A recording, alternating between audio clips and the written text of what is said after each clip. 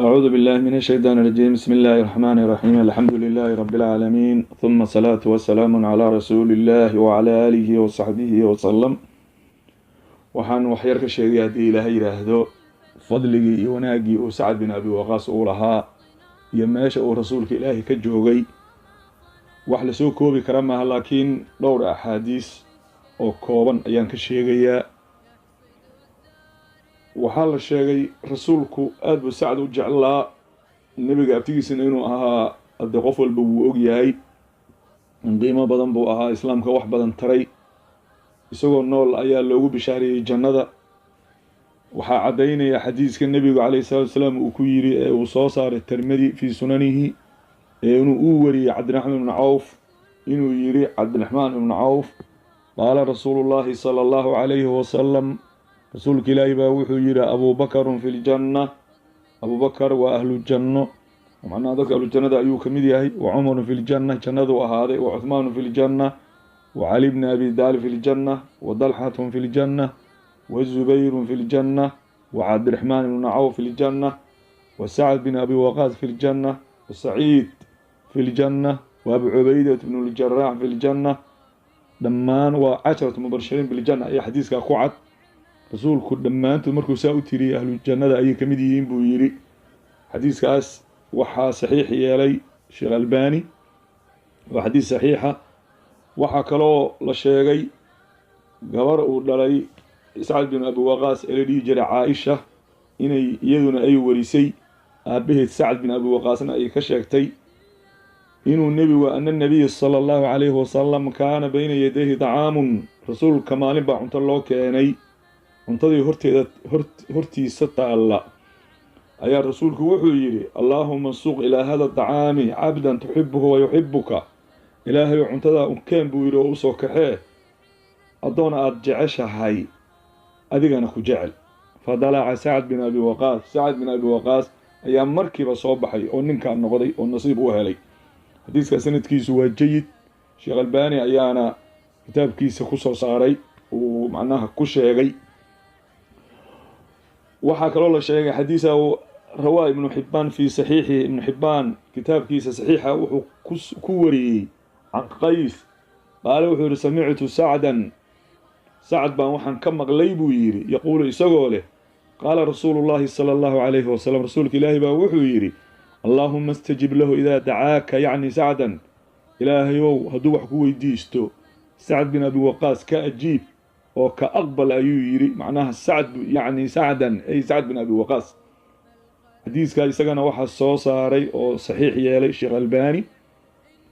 waxaa kaloo la sheegay cabdullaahi ibnu shadaad inuu cali bin abi daalib ka wariyey cali inuu yidhi samictu shadaad baa leh samictu caliyan baan ka maqlay buu yidhi isagoo leh ma aanan arag buu yidhi kadib nin uu rasuulka ilaahay ee uu yidhi hooyaday iyo aabbahay baan kugu furtay qof uu yidhi aanan sacad ahayn ma aanan arag buu yidhi. macnaha sacad keliya ayaa rasuulku hooyadii iyo aabbihii uu ku furtay.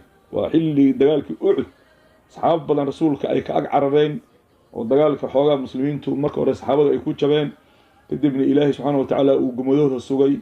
rasuulkiina qaar badan ay ka yaaceen, qaarna ay ku hareen. raggii ku haray ee difaacayay oo aadka u dagaalamay, rasuulkuna uu yidhi gan fallaarta irmi fidaaka biabi wa ummi ayuu sacad ka mid ahaa. waxaa kaloo la sheegay inuu kitaab ibnu xibbaan ninka la yidhaha isna wuxuu wariyey fii saxiixihi, wuxuu ku wariyey can sacad bin abi waqaas inuu ka sheegay uu sacad ka wariyey. riwaayada uu ka wariyay waxay ahayd ra'aytu, sacad baa wuxuu dagaalka wuxuu ka sheekeynayaa ra'aytu can yamiini rasuuli illaahi sala allahu calayhi wasalam wa can shimaalihi, dagaalka uxud baan rasuulka midigtiisa eegay iyo bidixdiisa maalinta uxud. laba nin baa yaa taagnaa oo dhar cadcadaa waanan weligeyna horan u arag dibnan u arag buu yidhi, yacni jibraa'iil wa mikaa'iil ayuu markaa yuu ka waday. xadiiskaana albaani ayaa saxiix yeelay. waxaa kaloo la sheegay umna caisha xadiis ay soo saartay oo kitaabka ibnu xibbaan fii saxiixi iyadana lagu wariyey inay tiri rasuulka ilaahay ayaa habeen annagoo joogna ayaa rasuulku marka uu seexan waayey uu soo jeeday maxaa kugu dhacay bay tiri markaasu wuxuu yidhi caawa waxaan jeclaa lahaa nin ragga saxaabe ka mid ah oo markaa waardiye iga qabta rasuulku dayla waa loo waxyoonayay markuu saa yiriba markiiba waxaa codkiisan maqalnay dhawaaqdii Sacad bin Abi Waqaas Sacad oo guuraynaya waa goor bini aadamku wax socda la arag Sacad markaa seeftiisii iyo warankiisii iyo qalabka dagaalka ku gaashaaman ayaa yimid markaasuu yiri rasuulka Ilaahay intuu farxay aad buu ugu farxay baa la yiri markiiba rasuulku waa seexday quuradiisii aan maqlay tiri marka qadiid macnaha siduu anada nin cadow iyo wuxuu inta dareemay qof ku yimid marka uu waardiye ka qabtay siduu rasuulku uu kalsoonaa iyo siduu mataqaan Sacad nin rag qiimo badan u ahaa rasuulku markiiba waa seexday bay tiri waana marka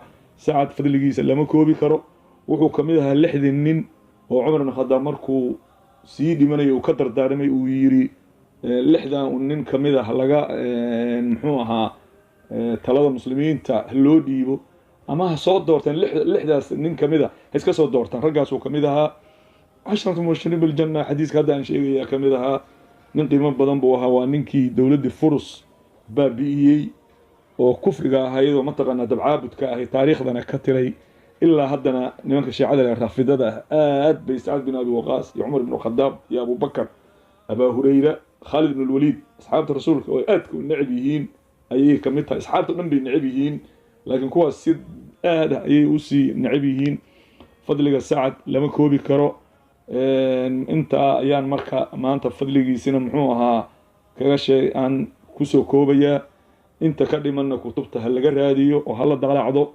saxaabada rasuulka siiradooda oo la darso qofka hadda maanta jooga aad bay u anfacaysaa laana waxa dareemaysa diintan dhibka loo soo maray iyo raggaas sidii qabl islaam taariikh iyo magac aysan u lahayn bacda islaamna ay rag taariikh iyo wax qiimo leh ka tageen ayaad fahmaysaa islaamkuna dadka jaanis badan iyo furas ayuu siiyaa baynama xadaaraadka ummadaha kale iyo dawladaha ummadaha kale ay dadka cadaadiyaan oo magaca kala dagaalamaan لأنه واحد أركيس بلال والحبشي اللي هي ماشي وجاري ابن مكتوم ونين دلها ماشي وجاري رجع صحابة ماشي جارين مركين أنت أيام ما أنت كوسو كوبي وبالله توفيق والسلام عليكم ورحمة الله وبركاته.